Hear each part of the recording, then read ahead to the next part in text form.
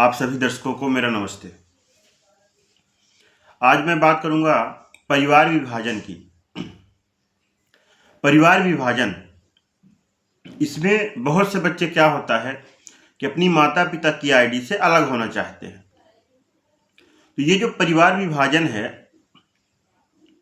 इसमें वह अपनी माता पिता की आईडी से अपनी और अपने पत्नी की आईडी को अलग परिवार बनवाना चाहते हैं। यदि इनका परिवार अलग हो जाएगा तो जो शासन की जो कुछ योजनाएं हैं, जैसे पीएम आवास, उज्ज्वला योजना, ये जो है सब तो परिवार में दी जाती है। जैसे एक उज्ज्वला योजना का कनेक्शन एक परिवार आईडी में मिलेगा। जी हाँ, एक उज्ज्वला योजना का कनेक्शन एक परिवार आईडी में। उसी तरह से जो पीएम आवास होता है तो एक परिवार आईडी में एक पीएम आवास। तो इसलिए सभी लोग क्या चाहते हैं कि अपने परिवार को हम अपनी माता पिता की आईडी से अलग करवा लें। इसकी जो प्रोसेस होती थी तो पहले संपूर्ण रूप से ग्राम पंचायत सचिव के माध्यम से होती थी, लेकिन अब इस प्रक्रिया को ऑनलाइन कर दिया गया है सीएससी सेंटर के माध्यम से, एमपी ऑनलाइन के माध्यम से। ये जानकारी जो आपका जीवन बदल दे, इसलिए चैनल को सब्सक्राइब और लाइक करना बिल्कुल भी ना भूलें।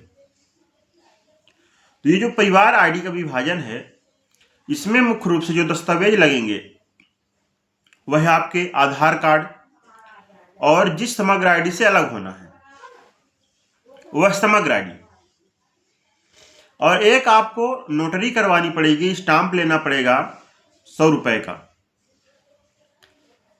कि आप अपने पिता की समग्र आईडी से क्यों अलग होना चाहते हैं। उस स्टाम्प में आप यह प्रमाणित करके देंगे कि मैं फला कारण से अपनी पिताजी की आईडी से अलग होना चाहता हूं, या कि मेरी जमीन जो है तो अलग है, इसलिए हम अपनी पिताजी की आईडी से अलग होना चाहते हैं। तो उसको आपको तहसील में जाकर के स्टाम्प लेकर के लिखवा करके उसको नोटरी करवाना पड़ेगा, उसमें आपको दस्तखत करना पड़ेगा। और आपका आधार कार्ड, समग्र आईडी और वह स्टाम्प जो आपने नोटरी करवाया है, इसको लेके आपको ऑनलाइन की दुकान पे जाना होगा या कि सीएससी सेंटर में। सीएससी सेंटर वाले आपके आवेदन का पीडीएफ बना करके और आपके स्टाम्प का पीडीएफ बना करके आपकी परिवार विभाजन का रिक्वेस्ट डालेंगे। रिक्वेस्ट डालने के लिए आपकी पुरानी आईडी में जो मुखिया हैं, उनकी समग्र आईडी में जो मोबाइल नंबर फीड है उसमें ओटीपी जाएगी। जी हाँ, जानकारी जो आपका जीवन बदल दे। ओटीपी जाएगी और ओटीपी से लॉगिन हो जाएंगे। लॉगिन होने के बाद उस पर सॉरी, थोड़ा आज मेरा स्वास्थ्य खराब है। तो लॉगिन होने के बाद उस परिवार आईडी से जो जो विभाजन होना चाहेंगे उनको सिलेक्ट करके वह परिवार विभाजित कर देंगे।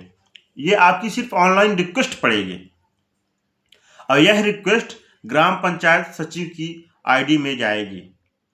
और फिर रिक्वेस्ट करवाने के बाद आपको ऑफलाइन अपना रिकॉर्ड ले करके, मतलब आधार कार्ड की फोटोकॉपी, समग्र आईडी की फोटोकॉपी और स्टाम्प जो आपने नोटरी करवाया है, इसको ले करके आप ग्राम पंचायत सचिव को देंगे और ग्राम पंचायत सचिव आपका स्टाम्प देखेगा कि आपने किस कारण का उल्लेख किया है, और फिर वह अपनी आईडी पासवर्ड से आपके रिक्वेस्ट को अप्रूव कर देगा। और जैसे ही ये रिक्वेस्ट आपकी अप्रूव होगी तो आपका परिवार जो है तो विभाजित हो जाएगा।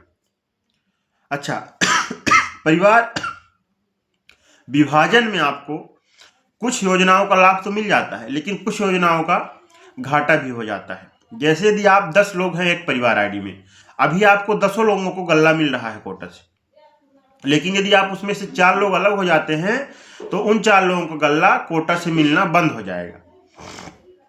फिर यदि आपको परिवार आईडी अलग करवाने के बाद पुनः गल्ला लेने के लिए आवेदन करना है कि हमको भी गल्ला मिले, तो उसके लिए आपको कुछ महत्वपूर्ण डॉक्यूमेंट होने चाहिए। या तो आपका जो परिवार है या समग्र आईडी है वह बीपीएल से जुड़ी हुई होनी चाहिए, मतलब आप बीपीएल धारक होने चाहिए, तब आपका गल्ला मिलता है।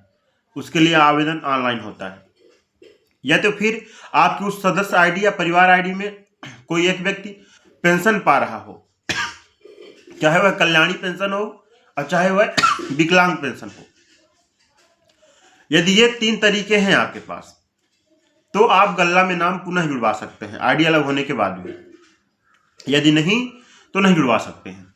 हाँ, कभी कभी क्या होता है, एक साल में 2-3 बार ग्राम पंचायत सचिव स्तर पर या कि जनपद स्तर पर कर्मकार्ड कल्याण ये एक कार्ड बनता है। इस कार्ड के माध्यम से भी आपको गल्ला मिलने लगता है। दूसरी चीज, अभी हाल ही में ई श्रम कार्डधारी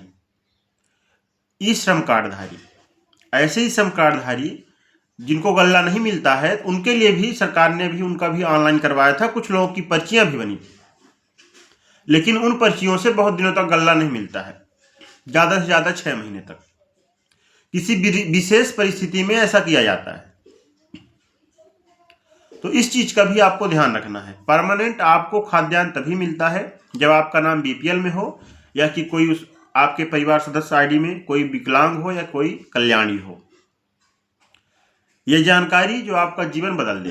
चैनल को लाइक और सब्सक्राइब करना बिल्कुल भी ना भूलिए।